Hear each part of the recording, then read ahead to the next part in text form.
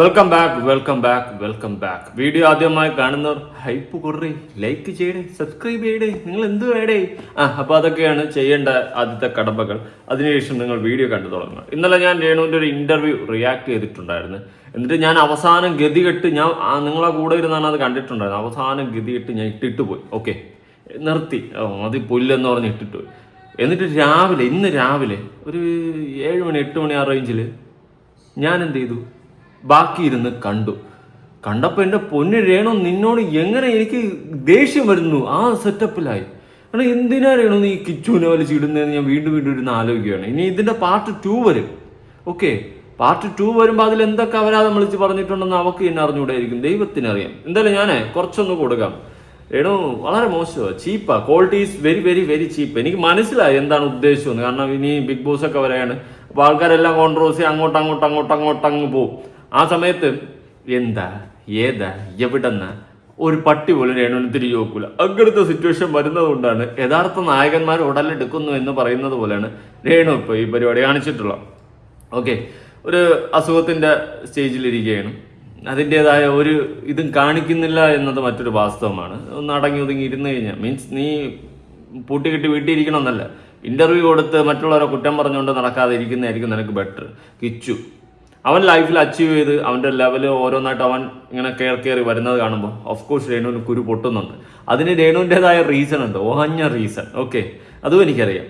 പിന്നെ കിടന്ന് മെഴുകണ്, ന്യായീകരിക്കണ്, ഊരുകളാണ്, മറിയണ്. പിന്നെ ഇന്റർവ്യൂ എടുത്ത കുറിച്ചാണെങ്കിൽ മനഃപൂർവ്വം എന്നെ വലിച്ച് ഇതിൻ്റെ അകത്ത് ഇട്ട് ഞാൻ എടുത്ത് 10 പറയുമെന്നും പിന്നെ അങ്ങനെ ഇങ്ങനെ തമ്മിലടിയായി വീണ്ടും രേണു സുധി കോൺട്രവേഴ്സി കയറുമെന്നും അവർക്കും അറിയാം. എന്തായാലും കൊള്ളാം, നടക്കട്ടെ, അതിഗംഭീരമായിട്ട് കാര്യങ്ങൾ നടക്കട്ടെ, അതൊരു ഐശ്വര്യപൂർണമായ ഒരു കാര്യമായി മാറട്ടെ. ഓക്കെ, അപ്പൊ നമുക്ക് ആ ഇന്നലെ കണ്ടതിന്റെ ബാക്കി ഇന്ന് കാണാം. ഓക്കെ, രേണു സുധിക്ക് ഒന്നും മിണ്ടാൻ പറ്റത്തില്ല. അന്നേരം പാവം കുഞ്ഞ് ഇതിന്റെ ഇടയിൽ വരുന്ന കമന്റ്സ് കണ്ടോണം. ഇപ്പോഴേ ഞാൻ പറയാം എന്തൊക്കെയാ വരുന്നത്. അവൾ അവനെ ഇട്ടുകൊടുത്തതല്ല, പല കാര്യങ്ങളും ഞാൻ മൗനം പാലിച്ചിരുന്നു. ഇനി അങ്ങനെ മൗനം പാലിക്കുന്നില്ല. ഓ, അവനെ ഇട്ടുകൊടുത്തു, കിച്ചുവിനെ ഇട്ടുകൊടുത്തു എന്ന് ഞാൻ പറഞ്ഞിട്ടുണ്ട്. അപ്പോ രേണു പറയണില്ല, പല കാര്യങ്ങളും ഞാൻ മൗനം പാലിച്ചു, ഇനി ഞാനത് പാലിക്കില്ല. പാലിക്കണ്ട, വിളിച്ചു പറ എന്താണ് പറയാൻ പോകുന്ന കാര്യങ്ങൾ ഞാൻ പറയട്ടെ രേണു. ഓക്കെ, പറ, നോക്കട്ടെ. ഇനി ഞാൻ മൗനം പാലിക്കുന്നില്ല. മൗനം പാലിച്ചിട്ട് എനിക്ക് എന്തെങ്കിലും കിട്ടിയോ? ക്യാൻസർ. ഓ, അപ്പൊ കുറച്ച് കാശ് കിട്ടിയിരുന്നെങ്കിൽ സെറ്റിൽ ആവുമായിരുന്ന. മൗനം പാലിച്ചിട്ട് എന്ത് കിട്ടിയെന്ന് ചോദിച്ചു. അപ്പൊ ഇനി മൗനം പാലിക്കണ്ട, കാര്യം തുറന്നു പറ. അതിന്റെ അപ്പുറത്തൊരു വർഷം ഞാൻ പറയേണ്ടി വരും. എന്നെ കൊണ്ടോ ഉറപ്പിക്കില്ലാണ്. സത്യം, നിന്റെ അവസ്ഥ ആലോചിക്കുമ്പോൾ വിഷമമുണ്ട്. പക്ഷെ അതിനേക്കാൾ വെറുപ്പ് നീ സമ്പാദിച്ചു വയ്ക്കുന്നുണ്ട് ആൾക്കാരുടെ ഇടയിൽ നിന്ന്. അത് തന്നെയാണ് നിന്റെ ഏറ്റവും വലിയ ഹൈലൈറ്റ്. റണോ സൊണൈ ഇല്ല, നിനക്ക് 2 ഉണ്ടം പോലെ വാങ്ങിച്ചു തരാം മൗനം പാലിച്ചേര്. നീയാണ് മര്യാദക്കിരുന്ന് ആ ചെറുക്കനെ വലിച്ചിൻ്റെ അകത്തോട്ട് ഇട്ടത്. എന്നിട്ട് നീ ഒന്നിരുന്ന് പറഞ്ഞാൽ മതിയാ, മൗനം പാലിച്ചിട്ട് എനിക്ക് വല്ല തേങ്ങയും കിട്ടിയൊന്ന്. ആ ചെറുക്കൻ മര്യാദയ്ക്ക് അവന്റെ കാര്യം നോക്കി പൊക്കോണ്ടിരുന്നപ്പോൾ അവനെ വലിച്ചിട്ട്, അയ്യോ വേറൊരു മോനുണ്ട് എന്നെ നോക്കി വന്നില്ല, അയ്യോ അടുത്ത്. പിന്നെ അവന്റെ കാര്യം നോക്കി മര്യാദയ്ക്ക് പോയപ്പോൾ അവനെ വലിച്ച് ഇതിൻ്റെ അകത്ത് ഇട്ടിട്ട് കുണാന്ന് പറഞ്ഞ് പറഞ്ഞു. പിന്നെ എന്ത് ചെയ്ത് അവൻ വെറുതെ വിടുവോ? അവൻ തോന്നുന്നു മറ്റേ തവിട് കൊടുത്ത് വാങ്ങിച്ചത് ഇല്ലല്ല. അതുകൊണ്ട് അവൻ പറയാനുള്ളത് അങ്ങ് തുറന്നു പറഞ്ഞു. അതോടെ രേണു മൂഞ്ചി. പിന്നെയും ഈ അസുഖമായിട്ട് പോലും നിന്റെ അടുത്ത് വെറുപ്പായി നാട്ടുകാർക്ക്. നീ വെറുപ്പ് സമ്പാദിച്ചു വെച്ചതാ. പണ ഒന്നും കൊണ്ട് തരുന്നില്ല. എത്രയോ പേര് എനിക്ക് കൊണ്ട് തരയും. ഞാനതൊക്കെ പിന്നീട് സംസാരിക്കാം. ഓ, അപ്പൊ നിനക്കൊന്നും ആൾക്കാരെ കൊണ്ട് തരുന്നത് പോലെ കിച്ചു കൊണ്ട് തന്നില്ല, അതാണ് നിന്റെ പ്രശ്നം. 2 അവലൂസ് ഉണ്ടമ്പൂരി മാഞ്ചോണ്ട് കയറ്റിക്കൊടു, പ്രശ്നം തീരിട്ട്. നിനക്കൊന്നും തന്നില്ല അവൻ, അതാണ് പ്രശ്നം. അവന്റെ ബിസിനസ്സും കാര്യങ്ങളും യൂട്യൂബൊക്കെ നോക്കി അത്യാവശ്യം റീച്ചും കാര്യങ്ങളൊക്കെ വെച്ച് കാശുണ്ടാക്കി അവന്റെ ലൈഫ് മുന്നോട്ട് കൊണ്ടുപോകുമ്പോൾ പിടിക്കുന്നില്ല അല്ലേ മോക്ക്? മനസ്സിലായി, കാര്യം പിടികിട്ടി. ഒരു ചൊറ എന്താണ് എവിടെ നിന്നാണെന്ന് എനിക്കിപ്പോൾ പിടികിട്ടി. അസൂയ, ഇതിനാണ് അസൂയ എന്ന് നമ്മുടെ ഭാഷയിൽ പറയുന്നത്. എന്തായാലും അവന്റെ വളർച്ച കണ്ട് ഇവിടെ കണ്ട് ചൊറിഞ്ഞിരുത്. അവൻ എനിക്കൊന്നും കൊണ്ടു തന്നില്ല. പലരും എനിക്ക് പലതും കൊണ്ടുവന്നു. ഓ, സായി AC കൊണ്ടുവന്നതായിരിക്കും. സായി AC കൊണ്ടുവന്നതിന്റെ കഥയൊന്നും പറയല്ലേ, എന്നെ കൊണ്ട് പറയിപ്പിക്കല്ലേ. ഓ, ആണോ? അറിയോ, 6 വയസ്സേ ഉള്ളൂ. അവൻ എന്തറിയാനാ? അവനൊന്നും അറിയത്തില്ല.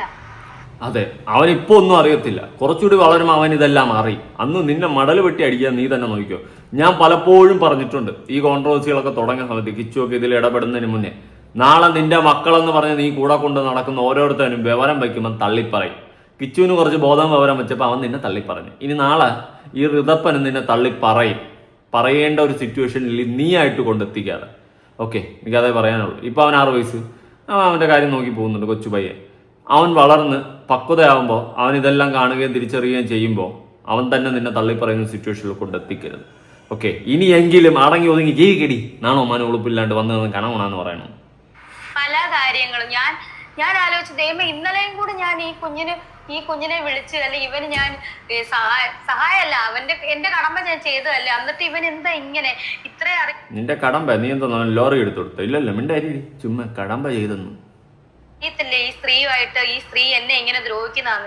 ഒരുമിച്ചിരുന്ന് ഫോട്ടോ എടുത്തല്ലോ ദൈവം, എനിക്ക് എന്തുമാത്രം വിഷമം. ഞാൻ അത് ആരെയും കാണിച്ചിട്ടില്ല സോഷ്യൽ മീഡിയയിൽ, ആരോടും പറഞ്ഞിട്ടില്ല. ഞാനേ അറിഞ്ഞോളൂ, ഞാൻ മാത്രമേ അറിഞ്ഞോളൂ. ആ മൂട് പിടിക്കുക. എടി സഹതാപം പോയി നാട്ടുകാർ നിന്നോടുള്ള. ഓക്കെ, ഇപ്പോഴും എന്റെ കമന്റ് ബോക്സ് ഉണ്ട്, എടാ അതിലെ വിട്. ഞാൻ വിടൂല. എന്തിനാണ് ചെറുക്കനെ ഇവളെ വലിച്ചിടുന്നത് വെറുതെ? അപ്പോൾ ഇവളെ നമ്മള് രേണു പറഞ്ഞു അതിന്റെ ആവശ്യമില്ല. ആ ചെറുക്കനെ എന്തിനാണ് വലിച്ചിടുന്നത്? അവൻ അവന്റെ കാര്യം നോക്കി പോവാണ്. വീണ്ടും അവനെ വലിച്ചിട്ട് അവനെ നശിപ്പിക്കാൻ നോക്കുകയാണ്. ഇനി അവനെ എങ്ങനെയെങ്കിലും തുലയ്ക്കണം, നിന്നെ പോലെ ഗതിയില്ലാത്തതാക്കണം. എനിക്ക് വിഷമമുണ്ടെന്ന് ഞാൻ ചുമ്മാ അഭിനയിച്ച് കാണിച്ചു, റീൽ ചെയ്ത് സന്തോഷം. പക്ഷെ ഞാൻ 11 വയസ്സ് തൊട്ട് ഞാൻ നോക്കിയതാ. ഞാൻ ചോദിക്കട്ടെ, ഇന്ന് പൊക്കി പിടിക്കുന്നവരുണ്ടല്ലോ ഈ നില്ല 11 വയസ്സ് വരെ നീ നോക്കി ചരിത്രം അവൻ പറഞ്ഞതാ, കേട്ടോ? ഓക്കെ, ഒറ്റപ്പെട്ട ഒരു റൂമിൻ്റെ അകത്ത് കിടന്ന ചരിത്രം. അതുകൊണ്ട് നീ കൂടുതൽ മിണ്ടല്ലേ രേണു, കേട്ടാ? ഞാൻ പറയാത്ത ചരിത്രം ഞാൻ പറയട്ടാ. ചരിത്രം ചകയാൻ വിടല്ല എന്നെ. പണ്ട് ചരിത്രം ചകഞ്ഞു കഴിഞ്ഞാണ് നിന്റെ അതപ്പതന്നെ ഞാൻ ആക്കി വെച്ചത്. അവൻ തന്നെ രേണു, നിന്നോട് സഹതാപം ഉണ്ടോന്ന് ചോദിച്ചു കഴിഞ്ഞാൽ എവിടെയോ കിടക്കണം. അത് നീ വെറുപ്പാക്കി മാറ്റുകയാണ്. സീരിയസ്ലി 11 വയസ്സ് തൊട്ട് 18 വയസ്സ് വരെ എന്താണെന്ന അമ്മ ഞാൻ ഉപദ്രവിച്ചെന്ന് പറഞ്ഞ ഇവൻ എന്താണ് അവിടെ പോയി നിൽക്കായിരുന്നത്? ഇന്ന് 22 വയസ്സുള്ള യുവാവാണ് അവൻ. ഇന്ന് പൈസ ഉണ്ട് ആവശ്യത്തിന്.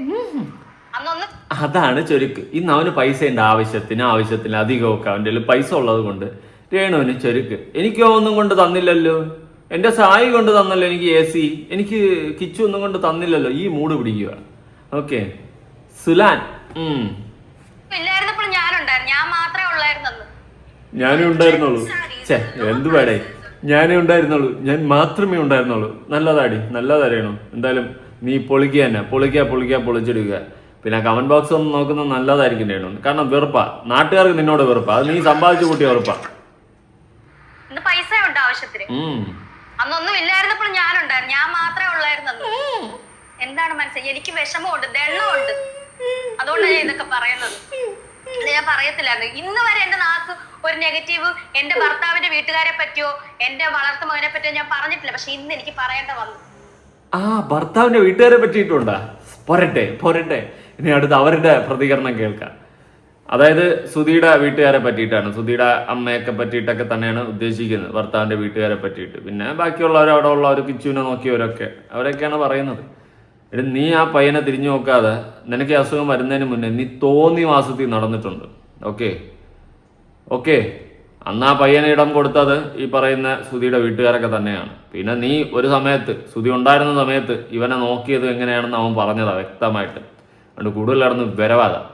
പിന്നെ ഇങ്ങനെ ഒരു സാഹചര്യം വന്നപ്പോൾ ഇപ്പൊ കീമയൊക്കെ കഴിഞ്ഞിരിപ്പുണ്ട്. പക്ഷെ നിന്നെ കണ്ടു കഴിഞ്ഞാൽ പറയത്തില്ല അസുഖമുള്ളൊരു ലേഡിയാണെന്ന്. നല്ലതാ, അങ്ങനെ ഇരിക്കാൻ നോക്ക്. പക്ഷേ വീണ്ടും ഇരുന്ന് ആ ചെറുക്കനെ ഇതിലോട്ട് വലിച്ചിട്ട് വീണ്ടും കുത്തിത്തിരിപ്പ് ഉണ്ടാക്കാതെ രേണു. സുധിയുടെ ആത്മാവ് പോലും പൊറുക്കത്തില്ല. സുധിയുടെ ചോരയാ, സുധിയുടെ ആത്മാവ് പോലും പൊറുക്കത്തില്ല. അതുകൊണ്ട് ഈ അസുഖം എന്ന് പറയുന്ന സാധനം എങ്ങനെയെങ്കിലും ഭേദമായിട്ട് ജീവിതത്തിലേക്ക് തിരിച്ചു വരാൻ വേണ്ടിയിട്ട് ദൈവത്തോട് പ്രാർത്ഥിച്ചുകൊണ്ടിരിക്കുക. അല്ലാണ്ട് കുത്തിത്തിരിപ്പ് ഉണ്ടാക്കി കണ്ടന്റ് ഉണ്ടാക്കില്ല. നിനക്ക് ആരാണ് ഈ മന്ദബുദ്ധിത്തരം പറഞ്ഞു തരുന്നതെന്ന് എനിക്കറിയത്തില്ല. എനിക്കൊന്നും പറയാനില്ല. അത്ര ഞാൻ അനുഭവിച്ചു. ക്യാൻസർ ആയിട്ട് കിടന്നിട്ട് പോലും ഒരു നോക്ക് എന്നെ കാണാൻ വന്നു. വിഷമമുള്ളവരുടെ വിഷമത്തെ ആരുടെ വിഷമം തീർക്കട്ടെ എന്ന്.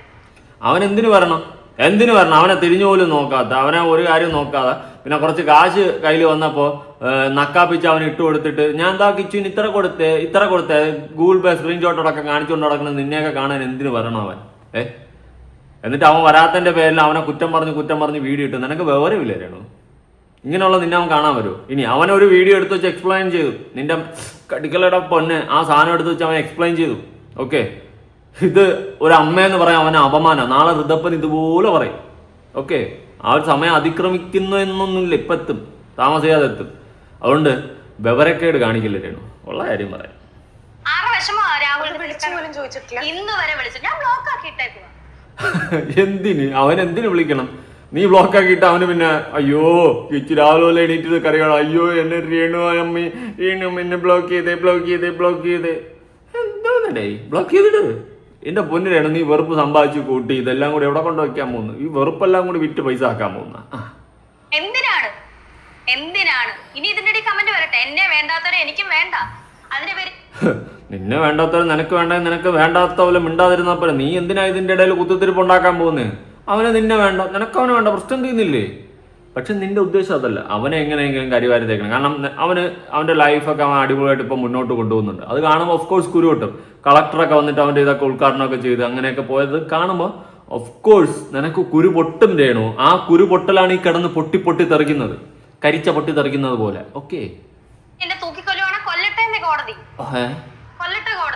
ഈ കോടതിക്ക് വേറെ പണിയൊന്നുമില്ല. പിന്നെ നിന്റെ ഈ എരപ്പ കേസ് എടുത്തോണ്ട് പോയിട്ട് വെച്ചോണ്ടിരിക്കുകയല്ലേ കോടതിയിലെ പണി. എന്ത് കാര്യമാണ് ഇത്? ഇങ്ങനെ ഒരു ജീവിതത്തിനെക്കാളും നല്ലത് അത് തന്നെയാ. നിങ്ങൾ തമ്മിൽ തുറന്ന് സംസാരിക്കാനായിട്ടുള്ള 11 വയസ്സ് തൊട്ട് 18 വയസ്സ് വരെ എല്ലാ കാര്യങ്ങളും അറിയാവുന്നതല്ലേ? എല്ലാ കാര്യങ്ങളും അറിയാവുന്നല്ലേ? കുഞ്ഞു കൊച്ചൊന്നും അല്ലായിരുന്നല്ലോ ഒരു 17-18 വയസ്സിലൊക്കെ. കരയിപ്പിക്കലടി പൊന്നെ, വിട പറയുകയാണോ ചിരനൊഴിയിൽ നിൻ സാഗര സൗന്ദര്യം. ഞാൻ അനുഭവിച്ചതും അവന്റെ അച്ഛനും അമ്മയും ആയിട്ടുള്ള ഞാൻ അനുഭവിക്കുന്നതും കാര്യം സാമ്പത്തിക ബുദ്ധിമുട്ടുകൾ വന്ന് അന്ന് ഒരു പട്ടിണി കിട്ടിട്ടില്ല ഇവനെ. ഞാൻ പട്ടിണി കിടന്നിട്ടുണ്ട്. കരയിപ്പിക്കലടി പൊന്നെ. വീണ്ടും കാക്കാൻ എന്നോട് കാക്കാൻ ചോദിച്ചപ്പോ കാക്കാൻ പറഞ്ഞു കടലിലെ കാക്കയാണ്. കടലിലെ കാക്കയെടുത്ത് ചോദിച്ചപ്പോ കടലിലെ കാക്ക പറഞ്ഞില്ല നാട്ടിലെ കാക്കയാണ്. അതിന്റെ അടുത്ത് ചോദിച്ചപ്പോ പറഞ്ഞില്ല ബലിക്കാക്കയാണ്. ബലിക്കാക്കയുടെ ചോദിച്ചപ്പോ ഞാനല്ല കാക്ക, പേനക്കാക്കയാണ്. പേനക്കാക്കയുടെ ചോദിച്ചപ്പോ പേനക്കാക്ക പറഞ്ഞു കാക്കയേ ഇല്ല. ആരായി കാക്ക? എന്തായി കാക്ക? അപ്പൊ പറയുന്നു എന്റെ ഇക്കാക്കയാണ് കാക്കയെന്ന്. അതേത് കാക്കയെന്ന് ചോദിച്ചപ്പോ കാക്കാക്കി കൂക്കൂ. ഈ അവസ്ഥയിലാണ് രേണു ഇപ്പൊ വിളമ്പിക്കൊണ്ടിരിക്കുന്നത്. എനിക്കറിയത്തില്ല എന്താ നിന്റെ ഉദ്ദേശം. നീ പട്ടിണിയിടതാടി. പിന്നെ കടിക്കില്ലടി പൊന്നെ. സുധി ഞാനും പട്ടിണി കിടന്നിട്ടുണ്ട്. ഈ കുഞ്ഞിനെ ഞങ്ങൾ പട്ടിണി കിട്ടിട്ടില്ല പിള്ളേരെ. അത് സുധി ജീവിച്ചിരുന്ന സമയത്താണ് അവന് തിന്നാനെങ്കിലും കിട്ടി. അത് കഴിഞ്ഞപ്പോൾ അവന്റെ അവസ്ഥ അതി ഗതി ഹായ. അങ്ങനെയാണ് അവൻ കൊല്ലത്ത് പോയിരുന്നത് പഠിച്ചത്. നിന്റെ കൂടെ വന്നു കഴിഞ്ഞാൽ തിന്നാൻ പോലും കിട്ടൂലെന്ന് അവന് മനസ്സിലായി. ഓക്കെ, പിന്നെ ചരിത്രം നടന്നു. അവന്റെ ജീവിതത്തിൽ അവൻ വളർന്നു, നേട്ടങ്ങൾ നേടി. അവനിപ്പോ അടിപൊളിയായിട്ട് ജീവിക്കുന്നുണ്ട്. ഓക്കെ, അത് മനസ്സിലാക്കുക. അതൊക്കെ എന്തുകൊണ്ട് മറക്കുന്നു? എനിക്കെതിരെ എന്നിട്ട് കുറെ വ്ളോഗർമാർക്ക് ഓരോ ഇൻഫർമേഷൻ കൊടുക്കുക. ഇതൊക്കെ ഞാൻ പിന്നീടാണ് അറിയുന്നത്. അതിൽ കൂടെ എന്തെങ്കിലും പൈസ കിട്ടുമായിരിക്കും.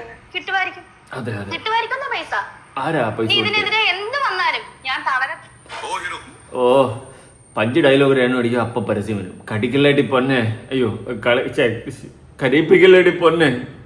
വാക്കുകൾ മാറിപ്പോ. ഇനി ഇതിന്റെ പിന്നാലെ എന്ത് വന്നാലും ഞാൻ നേരിടുമെന്നാണ്. എന്തായാലും ഒരു വിഷയമില്ലാതെ വന്നപ്പോൾ കിച്ചുവിനെതിരെ ഇറങ്ങിത്തിരിച്ച രേണുവിനിരിക്കട്ടെ എൻ്റെ എല്ലാവിധ ആശംസകളും. അമ്മാതിരി ലെവലിലാണ് രേണു ഇപ്പോൾ ഉളത്തനങ്ങൾ കാണിച്ചുകൊണ്ടിരിക്കുന്നത്. എന്തായാലും ഇതൊക്കെ രേണുവിനെ കൊണ്ടേ സാധിക്കത്തുള്ളൂ. രേണു നീ പറയടി, ആര് കേട്ടില്ലെങ്കിലും ഞാൻ കേട്ടോളാം. ഇതിനെതിരെ ഇപ്പൊ സോഷ്യൽ മീഡിയ വലിയ വിവാദം ഉണ്ടോ? അവള് കൊച്ചിനെ ഇട്ടുകൊടുത്തി. ഞാൻ ചോദിക്കട്ടെ, അവന് മാത്രം പറഞ്ഞാൽ മതിയല്ലോ? എനിക്ക് വിവാദമുണ്ടാക്കും. ആ വിവാദം ഉണ്ടാക്കലാണ് നിന്റെ പരിപാടി. എപ്പിടി അപ്പിടി പറയണ്ടേ? എനിക്ക് പറയാനുണ്ടെന്നേ. പല കാര്യങ്ങളും ഇപ്പോഴും ഞാൻ മറച്ചു വെച്ചിട്ടാണ് സംസാരിക്കുന്നത്. എന്തുകൊണ്ട് ചേച്ചി അങ്ങനെ മറച്ചു വെച്ച് സംസാരിക്കും? കാരണം ഇത്രയും എന്താ പറയാ കേൾക്കേണ്ടതായിട്ടുള്ള കാര്യങ്ങളൊക്കെ ചേച്ചി ഓൾറെഡി കേട്ടു. അത് ഞാനായതുകൊണ്ട് എനിക്ക് മനസ്സിന്റെ ഒരു സാക്ഷിയുണ്ട്. മനസാക്ഷി എന്ന് പറഞ്ഞൊരു സാധനം. മനസ്സിനൊരു സാക്ഷിയാ? ഏത് സാക്ഷി? ഏതായി സാക്ഷി? കോടതിയിലെ സാക്ഷിയാണോ അതാ സാക്ഷിയിലെ സാക്ഷിയാണോ? സാക്ഷി ഉണ്ടെന്ന് അത് ഇദ്ദേഹത്തോടുള്ള ഒരൊറ്റ ഇതുകൊണ്ട്. അല്ലെങ്കിൽ ഇദ്ദേഹം ജനിപ്പിച്ച രണ്ടാമതൊരു മകനുണ്ട്. ആരും അന്വേഷിക്കത്തെ അല്ലെങ്കിൽ ആരും പേര് പറയാത്തൊരു മകനുണ്ട് ഇയാള് ജനിപ്പിച്ച. അതേത് മകനാ? വിട പറയുകയാണോ അലഞ്ഞൊഴികെ? അദ്ദേഹത്തിനെ പറ്റി പറയണ്ട, എല്ലാം കണക്ക. തമ്മിൽ ഞാൻ അങ്ങനെ തന്നെ പറയാ. ആ കൊച്ചിന് വേണ്ടിയിട്ടായിരിക്കും ഞാനിപ്പോ ചിത്ര പറഞ്ഞ പോലെ പല കാര്യങ്ങളും മറച്ചു വെക്കുന്നത്. അതെ, ആ കുഞ്ഞിന് ഒരു ഭാവിയുള്ളതാ, അത് വളർന്നു വരേണ്ടതാ. അതെ, ആ ബോധം നിനക്ക് വേണം. ആ കുഞ്ഞിനൊരു ഭാവിയുണ്ട്, ആർക്ക്? ഋതപ്പനൊരു ഭാവിയുണ്ട്, അത് വളർന്നു വരാനുള്ളത്. ആ ബോധം നിനക്കുണ്ടായിരുന്നെങ്കിൽ നീ ഇങ്ങനെ ഇപ്പോഴെങ്കിലും ആ ബോധം വരട്ട്. വന്നിരുന്ന് വീണ്ടും കണകണ പല കാര്യങ്ങളും ഞാൻ മറച്ചു വെക്കുന്നത്. ഈ സോഷ്യൽ മീഡിയ കണ്ടിട്ട് നാളെ ഋതപ്പൻ വളർന്നു വരുന്ന ആ ഒരു ടൈമില് സോഷ്യൽ മീഡിയ കാണുമ്പോ അതിന് ചേച്ചി എന്തെങ്കിലും പേടിക്കുന്നുണ്ടോ? ഒരു പേടിയില്ല ചിത്ര, ഒരു പേടിയില്ല ചിത്ര ഞാൻ എന്തിനു പേടിക്കണം? എടേ കടികളുടെ ഈ സാധനം നാളെ ആ മകൻ കാണുമ്പോൾ ഉള്ള അവസ്ഥ ഇപ്പോഴേ അവൻ കണ്ടു കാണും. അവൻ വിചാരിക്കണായിരിക്കും ഇങ്ങനെ ഒരു തള്ളയെന്ന്. അപ്പൊ അത് നാളെ ആ മകൻ കാണുന്ന സമയത്തുള്ള അവസ്ഥ, അല്ലെങ്കിൽ അവന് പ്രായമാകുമ്പോൾ കുറച്ച് അറിവ് വരുന്ന സമയത്ത് അവനെ തിരിച്ചറിയുമ്പോൾ സ്വന്തം അമ്മയുടെ ഇങ്ങനത്തെ ഒരു വീഡിയോ സോഷ്യൽ മീഡിയയിൽ കാണുന്ന അവൻ്റെ ഒരു അവസ്ഥ ആലോചിച്ചിട്ടുണ്ടോ അറിയണം? എവിടെ ആലോചിക്കാൻ, ആരാലോചിക്കണം, എന്തിനാലോചിക്കണം? എനിക്ക് പറയാനുള്ള വാക്കുകൾ എന്നെ അവൻ മനസ്സിലാക്കിയിട്ടുണ്ട്. ഈ കുഞ്ഞ് ഇത്രയും ഉണ്ടെങ്കിലും അവൻ എന്നെ പല കാര്യങ്ങളും മനസ്സിലാക്കിയിട്ട് എന്നെക്കാൾ അറിവുണ്ടെന്നാണ് എനിക്ക് തോന്നുന്നത്. അത് കാണും കേട്ടോ, നിന്നെക്കാളും ബോധം, വിവരം, ബുദ്ധിയും അറിവും എല്ലാം എല്ലാവർക്കും ഉണ്ട്. നിന്നെപ്പോലത്തെ ബോധമില്ലാത്ത വേറെ ഇല്ല, ചരിത്രത്തിലില്ല. ഒരു വയ്യാത്തൊരു സ്റ്റേജിൽ എങ്ങനെ സാധിക്കും നിനക്കിങ്ങനെ? എന്താ നിന്റെ വിഷയം? എന്താ ഇത്രയും ദിവസം ഇല്ലാണ്ട്? വേറെ ഒന്നുമില്ല, റീച്ച് പോയി. മീൻസ് ആരും തിരിഞ്ഞു നോക്കുന്നില്ല, ഒരു പട്ടിക്കുഞ്ഞോലും ഇപ്പൊ കാശ് തരുന്നില്ലായിരിക്കും, അതുകൊണ്ടായിരിക്കും ഇങ്ങനെ ഒരു പരിപാടിയായിട്ട് ഇറങ്ങിയത്. അല്ലാണ്ട് വേറെ എന്തോ തേങ്ങ. അല്ല, ഇപ്പോഴും ഞാൻ ഈ എന്റെ മുടി ഇത് വിൽക്കാണ് ചിത്രകറിയാം. കീമോ തുടങ്ങി കഴിഞ്ഞാൽ നമ്മുടെ കൺപീലി പോവും, നമ്മുടെ മുഴുവൻ പോവും, മുടി എല്ലാം പൊഴിഞ്ഞു പോവും. ഇത് വിഗാണ്, വിഗാണ്. എനിക്കിത് ഇങ്ങനെ കാണിക്കുന്നതിന് എനിക്കൊരു വിരോധവുമില്ല. ഇതിന്റെ അപ്പുറം ഞാൻ അനുഭവിച്ചിട്ടുണ്ട്. പിന്നെ ഇപ്പൊ ഞാനുണ്ട് അസുഖം എനിക്കറിയാം. ഞാനും മുട്ടയടിച്ച് എന്തിന് പുരുകാൻ പോലും ഇല്ലാതെ കിടന്നൊരു ചരിത്രം നമുക്കുണ്ടായിരുന്നു. അയ്യോ, അതൊക്കെ ഒരു കാലം. ആ കാലം അതൊരു വല്ലാത്ത കാലമായിരുന്നു. പക്ഷേ ജീവിതമാണ്, നമ്മൾ പലതും ഫേസ് ചെയ്യേണ്ടി വരും. ഒരു ജീവിതമേ ഉള്ളൂ, 19 വയസ്സ് ഒക്കെ തന്നെ മാക്സിമം ഇന്നത്തെ കാലഘട്ടത്ത് ഫുഡൊക്കെ വെച്ചിട്ട്. അപ്പോൾ നമ്മൾ ജീവിക്കാൻ ശ്രമിക്കുക, അല്ലാണ്ട് വന്നിരുന്നിട്ട് ഇതൊക്കെ ഈ മുടി ഊരി കാണിച്ച് എന്തിനാ? നിനക്ക് മുടിയില്ലെന്ന് എല്ലാവർക്കും അറിയാം, വിഗാണെന്നും എല്ലാവർക്കും അറിയാം. പിന്നെ എന്തിനായി പ്രകസനം? അപ്പോൾ ഞാൻ ഇതൊന്നുമല്ല പറയുന്നത്, നീ ആ കിച്ചുവിന് എന്തിനാ വലിച്ചിരുന്നേ?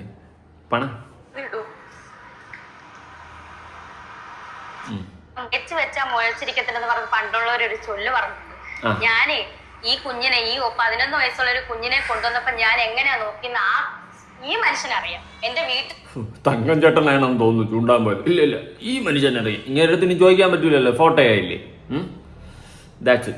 ാർക്കറിയാം, അയൽപക്കംകാർക്കറിയാം, എന്റെ ബന്ധുമിത്രാദികൾക്കറിയാം.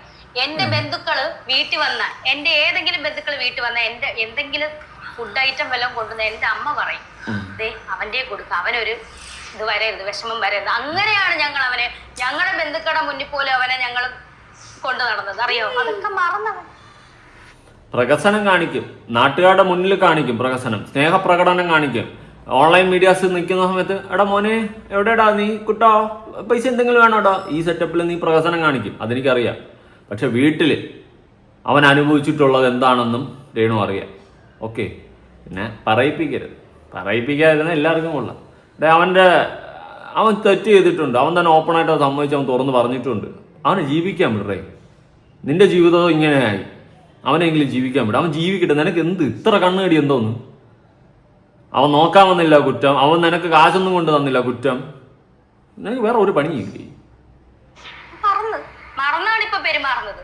എനിക്കൊന്നും വേണ്ട. കിച്ചു രാഹുൽ സന്തോഷമായിട്ട് ബിസിനസ്സും ചെയ്ത് ബിഗ് ബോസിനും കയറുവാണെങ്കിൽ കയറട്ടെ, എന്തും ആയിക്കോട്ടെ, പൈസ. അതാണ് മോളുടെ ചുരുക്കം. ബിഗ് ബോസിൽ കയറാൻ പോകുന്നു എന്നുള്ളൊരു വാർത്ത കേട്ടതുകൊണ്ടാണ് ചുരുക്ക്. നിനക്കോ ബിഗ് ബോസിൽ പോയിട്ട് മറ്റേ വാഴ പോലെ വെട്ടിയിട്ട വാഴത്തണ്ട് പോലെ അവിടെ കിടന്നു, ഒരു ഉപയോഗമില്ലാതെ. അവനെങ്കിലും പോണെങ്കിൽ പോയി വല്ലതും ചെയ്യണമെങ്കിൽ ചെയ്തിട്ട് 10 കാശെങ്കിലും ഉണ്ടാക്കും. കിടന്ന് വെപ്രാളപ്പെടാതെ. അവൻ്റെ ലൈഫ് കയറി പോകുന്നത് അവന് കിട്ടുന്ന അക്സെപ്റ്റൻസ് കാണുമ്പോഴും സ്വാഭാവികമായിട്ട് ഉണ്ടാകുന്ന ഒരു ചൊറിച്ചിൽ, അത്രേ ഉള്ളൂ. പിന്നെ എൻ്റെ തന്നയിലെടുത്ത് കാണിച്ച് അടുത്ത സെക്കൻഡ് പാർട്ടിൽ മിക്കവാറും ആ ട്രാക്ക് പിടിച്ച് കഥ പറയാനുള്ള പ്ലാൻ ആയിരിക്കും. നോക്കാം. എനിക്ക് 1 രൂപ തന്നിട്ടില്ല, എനിക്ക് വേണ്ട. ക്യാൻസർ ആയിട്ട് കിടക്കുമല്ലേ, ഒരു വിഷമമുള്ളവരുടെ വിഷമം തീർക്കാനാണോ വന്നത്? ഇവിടെ വന്നെന്ന് ഞാൻ അറിഞ്ഞു, എനിക്കറിയില്ല. ഞാൻ ഐസിയു കിടക്കുക, ഇവിടെ വന്നെന്ന് അറിഞ്ഞത്. എന്നിട്ട് പരിസരം നിരീക്ഷിക്കാനോ? ഞാൻ ഇനി എഴുന്നേക്കത്തില്ലെന്ന് അറിയാനോ? അതാണോ? നിനക്ക് നാണം ഉണ്ടായിരുന്നു? വന്നില്ല എന്ന് പറഞ്ഞ് കണവണാന്ന് കിടന്ന് പറഞ്ഞോണ്ടിരുന്നു. വന്നപ്പോൾ അതും കുറ്റം. ഇപ്പം നീ ഞാൻ ചാവാറായോ, ഞാൻ എണീക്കോ ഇല്ലേ നോക്കാൻ വന്നതാ. നിനക്ക് ഉളുപ്പ് ഇല്ലെന്നറിയാം. വന്നത് എന്നിട്ട് ഒരു വീഡിയോ ഇറക്കിയല്ലോ അമ്മയുടെ സബ്സ്ക്രിപ്ഷൻ. ആ സബ്സ്ക്രിപ്ഷനിൽ കിട്ടിയ പൈസയും കൊടുത്തിട്ടുണ്ടല്ലോ, ഒരുപാട് പൈസ. ഞാൻ പണ്ടേക്ക് പറഞ്ഞിട്ടുണ്ട്, നാണം കെട്ടുണ്ടാക്കുന്ന കാശ് നാളെ അതേ മക്കള് നിന്നോട് ചോദിക്കുമെന്ന്. അന്ന് നീ നമ്പിയില്ല. ഇപ്പൊ എങ്ങനെ ഇരിക്കുന്നു? മൂഫിയ. ഇതാണ് ഞാൻ പണ്ടേ പറഞ്ഞത്. നീ ഇന്ന് ഈ കാശുണ്ടാക്കി നാളെ നിന്റെ മക്കൾ നിന്നോട് തിരിഞ്ഞു ചോദിക്കുന്ന ഒരു കാലം വരും. ചോദിച്ചില്ലേ? ഇനി ഋതപ്പൻ അവന് ബോധം വരട്ടെ, കുറച്ചുകൂടി പ്രായമാവട്ടെ, അവനും ചോദിക്കും. അന്ന് നീ ബിഗ് സീറോ ആവും രേണു. അതുകൊണ്ടാണ് പറയുന്നത്, ഇമാതിരി അപരാധം കാണിച്ച് കാശുണ്ടാക്കിയെന്ന് വെച്ചിട്ട് ആ കാശ് കൊണ്ട് ഒരു ഉപയോഗവും ഇല്ല. ആ നാണക്കേടാ മക്കൾക്ക് ഉണ്ടാക്കി കൊടുക്കത്തുള്ളൂ. കിച്ചുവിന് അവൻ്റെ അമ്മയെന്ന് പറഞ്ഞ് ചൂണ്ടിക്കാണിക്കാൻ നിന്നെ പറ്റത്തില്ല, കാരണം അവന് നാണക്കേടാ. ഇങ്ങനൊരു അമ്മയാണ് അമ്മയെന്ന് പറഞ്ഞ് കാണിക്കാൻ. ഓക്കെ, കൂടുതൽ വരവാതിരിക്കുന്നതായിരിക്കും രേണുവിന് നല്ലത്. എന്നെ കൊണ്ട് വാതുറപ്പിക്കല്ലേ, ഞാൻ തുറന്നാ തീർന്നു. സബ്സ്ക്രിപ്ഷന് കിട്ടിയ പൈസ ഞാൻ കൊടുത്തിട്ടുണ്ടല്ലോ, അത് മേടിച്ചിട്ടല്ലേ എന്നെ ഈ കുറ്റം പറയുന്നത് അല്ലേ? അതും ഒടുക്കത്തെ പരസ്യം. ഇമാതിരി പരസ്യം കൊണ്ട് നല്ല കാശുണ്ടാക്കുന്നുണ്ടല്ലോ മൂവികളിലെ. അത് മേടിച്ചിട്ടാണ് എന്നെ കുറ്റം പറയുന്നത്. ആരുടെ ഭാഗത്താ ന്യായം? എന്റെ. എനിക്ക് അഹങ്കാരമാണെന്ന് പറയുന്നവരോടാ ഞാൻ ചോദിക്കുന്നത്, ആരുടെ ഭാഗത്താ ന്യായം? എന്റെ പൊന്നു പോലെ നോക്കിയതാ ഞാൻ. പൊന്നെ പൂവേ ഫറലേ എന്റെ കൽബിനുള്ളിലെ തേനെ. പൊന്നുപോലെ ഒരു എന്തെങ്കിലും ഒരു വളർത്തമ്മ ഒരു നെഗറ്റീവ് ഒന്ന് അടിക്കുവാണെങ്കിൽ പോകത്തില്ലേ, ഇറങ്ങി പോകത്തില്ലായിരുന്നോ? എന്റെ കൊല്ലത്തെ എന്റെ അച്ഛന്റെ വീട്ടുകാർ നോക്കുമെന്ന് പോയില്ലേ? അവൻ പോയല്ലോ. നീ കാരണം നാണം കെട്ട് തുടങ്ങിയപ്പോൾ അവൻ പോയല്ലോ. അവൻ പിന്നെ അവിടെ നിന്നല്ലേ വളർന്നത്. പിന്നെ പറഞ്ഞു, ഒരു പേരിന് പറഞ്ഞു, ഞാൻ പഠിക്കാൻ വേണ്ടി അതിനു വേണ്ടി ഇതിനു വേണ്ടി എന്നൊക്കെ പറഞ്ഞു. പിന്നെ ആ പ്രായം, ഇറങ്ങിപ്പോകാൻ പറ്റാത്ത പ്രായോടോ, ആ ഒരു പ്രായത്തിൽ എന്ത് ചെയ്യാനാ അവൻ ഇറങ്ങിപ്പോയിട്ട് അവൻ എന്ത് ചെയ്യും? അറിയില്ല, എന്ത് ചെയ്യണമെന്ന് അറിയില്ല. അവന് ബോധവും ബുദ്ധിയും വിവരം വെച്ചപ്പോൾ അവൻ ഇറങ്ങിപ്പോയി. നാളെ ഋതപ്പൻ ഇതുപോലെ പോവില്ല എന്ന് നമുക്ക് പറയാൻ പറ്റും? ഇല്ല. നോക്കി കണ്ടൊക്കെ നടന്നാ നിനക്ക് കൊള്ളാൻ ചെയ്യണു. ഉപദേശിക്കുകയാണെന്ന് തോന്നരുത്, ഞാൻ സത്യമാ പറയുന്നത്. പോയിട്ടില്ലല്ലോ, എന്റെ കൂടെ തന്നെയല്ലേ 7 വർഷം ഒരുമിച്ച് ജീവിച്ചത്. നാശം പിടിച്ച നാള് വിളിച്ചോണ്ടിരുന്നത്. എന്നിട്ട് ഈ 21 വയസ്സായപ്പോഴത്തേനും നമ്മ നെഗറ്റീവ് അടിച്ച് നമുക്കിട്ട് നമ്മുടെ വീട്ടുകാരഴുക്ക്, നമ്മുടെ വീട്ടുകാർക്ക് ഒത്തിയില്ല, നമ്മുടെ വീട്ടുകാർ അവനെ ഉപദ്രവിച്ചു, നമ്മുടെ വീട്ടുകാർ ഈ മനുഷ്യനെ എന്റെ ഭർത്താവിനെ ദ്രോഹിച്ചു. ഞങ്ങൾ ഉണ്ടായിരുന്നോണ്ട് ഇതൊക്കെ 7 വർഷം ഞങ്ങളോട് സന്തോഷമായിട്ട് ജീവിച്ചത്. പിന്നെ ഞാൻ കാരണം എന്തോ ഇദ്ദേഹം ആത്മഹത്യ, അങ്ങനെ ഒരു സംഭവം ഉണ്ടായിട്ടില്ല 7 വർഷം. ആണോ? ഓ, അപ്പൊ ഞാൻ കാരണമായിരിക്കും പിന്നെ എല്ലാം നടന്നത്. സൂപ്പർ. എന്തെങ്കിലുമൊക്കെ കാണിക്ക്, കോപ്പ് ചൊറിഞ്ഞു വരണം എനിക്ക്. അങ്ങനെയാണെങ്കിൽ തലേന്ന് മരണസമയത്ത് മരിക്കാൻ പോയ മനുഷ്യനെതിരെ ഓടി എന്നെ കാണാൻ എന്റെ വാവുട്ടേനെ ഓടി വന്നു. ഞാൻ സ്വന്തം കൊടുത്തിട്ട് ഞാൻ ഷൂട്ട് പോയി ഇറങ്ങിക്കാലോ, എത്രയോ ദിവസം ഹോട്ടൽ റൂമിൽ നിൽക്കാം, ഒരു ദിവസം പോയി നിൽക്കത്തില്ല ഷൂട്ടിലേക്ക്. ഒരു ഓടി വരും എന്നെ കാണാൻ, എന്റെ മക്കളെ കാണാൻ.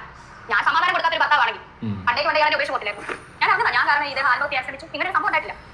അതാണ് ഞാൻ പല കാര്യങ്ങൾ മറച്ചു വെക്കുന്നത്. ഞാൻ കാരണമല്ല ശ്രമിക്കുന്നത്, അല്ല ഞാൻ കാരണമല്ല ഇതിനെ രേണു. ഞാൻ പറഞ്ഞു ഞാനന്ന് ഗുളിക കഴിച്ചോണ്ടിരിക്കുക. നീ ഗുളിക എന്താണെന്ന് വെച്ചാൽ എടുത്ത് കഴിക്കുക. ഇതിന്റെ താഴത്തെ കമന്റ് ബോക്സ് 1-2 ഞാൻ വായിച്ച് നിർത്താം.